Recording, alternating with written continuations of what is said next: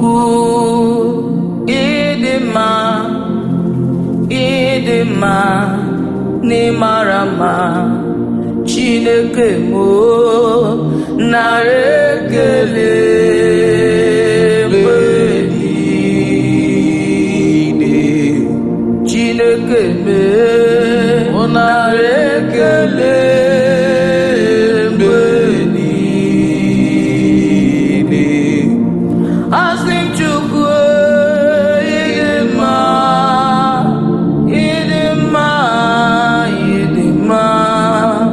Chineke mo nara ekele mgbe niile ezi Chineke mo nara ekele mgbe niile onye ọma na-eme mma nara ekele mgbe aga m esoro ndị mozi na-enye gị ekele aga m esoro ndị mozi na-aja gị mma osimiri na-erugharị n'otito gị na ahịhịa dị n'ọfịa na-efufe aka na-enye gị ekele ụmụ mmadụ bi n'ụwa anya kapalia n'ụja gị ma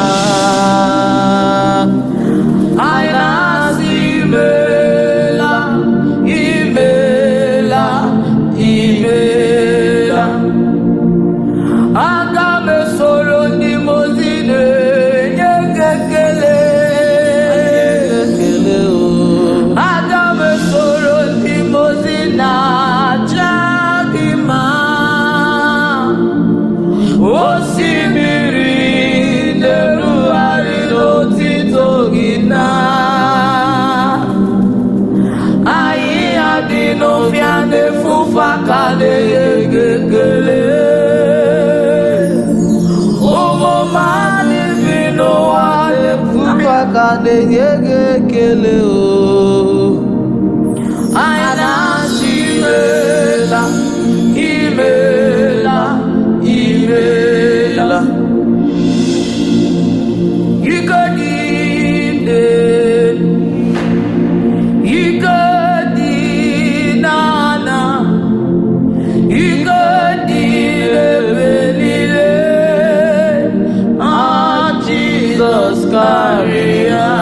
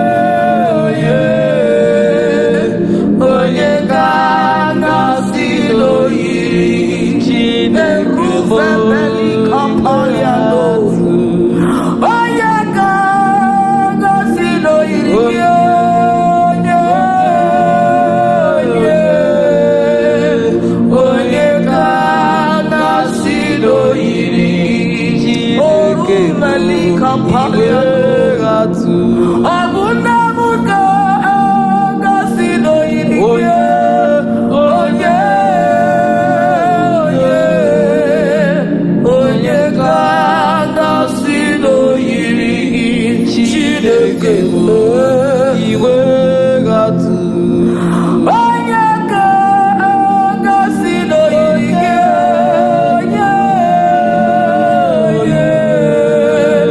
onye ka gosi n'oyike eremeli kampanya nato Hosanna diri Ezaka niwe onye na-achị eze Robi ebi ndị maziri anabọ isi ala mana sịsọ ka Jehova ndị odigo onye gị na ya na-achị eze odigo onye gị na ya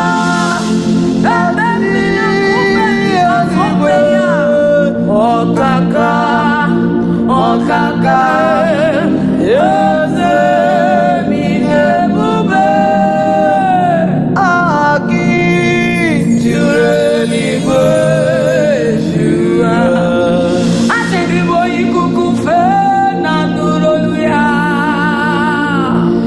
ebiri mmiri nụrụ olu ya gwara edu a na-asị nsọ ka Jehova dị Hosanna dịrị eze eluigwe onye na-achị eze ruo ebighị ebi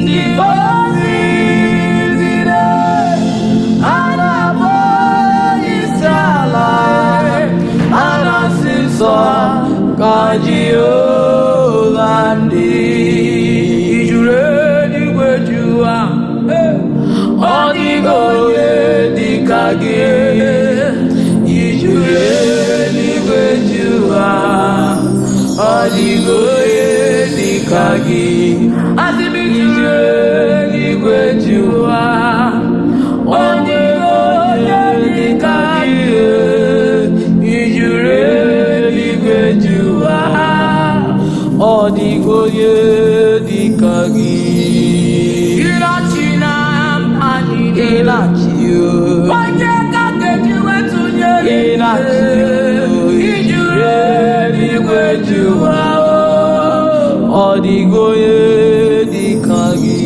asị m ijuru eluigwe jụwa ọ dịghị onye dị ka gị ijuru eluigwe jụwa ọ dịghị onye dị ka gị ikele jụkwa maka chie ọkwa gị bụ mmụọ na-eri mmụọ oke mmụọ na-eri oke aja so gị onye dị elu onye dị elu onye dị elu nsọ gị onye kwesịrị ịdị otito jiri bịa so gị onye dị elu onye dị elu erika pembeli kapaliano sharede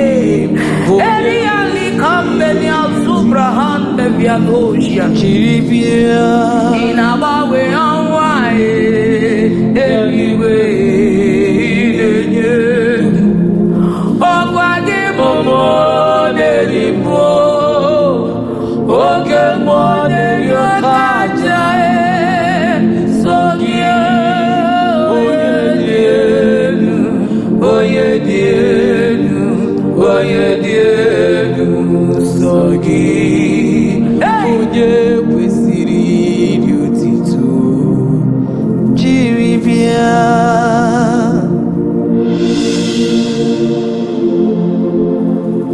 Jesus. You are worthy to be praised. You are worthy to be praised. We acknowledge your presence in our life. We generation. We know what we do is majority, because you are not the God that abandons your home. You are the God that speaks the word and it comes to pass. You don't need to be visible for that case to be settled. It's just for you to say,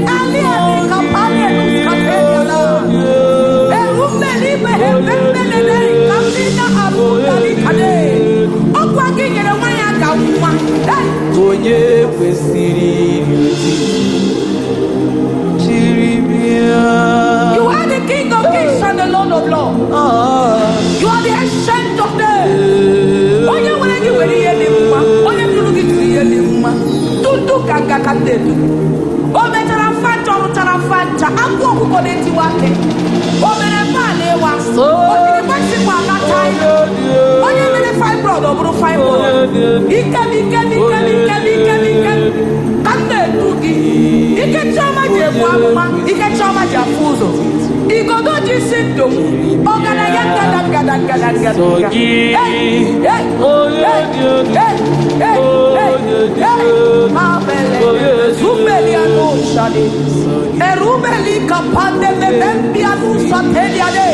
At the mention of your name, kingdom bows. At the mention of your name, kingdom bows. Ikumbelika verude elida aliaba bele supalia keisha. Iruvele debele debele nusapalia nosia. The one that walks upon the water, the one that will walk on top of my problems, the one that will speak and it comes to pass, the one that touches me and my problems disappear, the one that speaks the word of my heart mellows. Hey, your voice is like an echo in my head. Your presence has subdued so many things. We know you will speak for Nigeria. We know you will speak for your children. We know you will speak for those that do not have the strength to fight for themselves.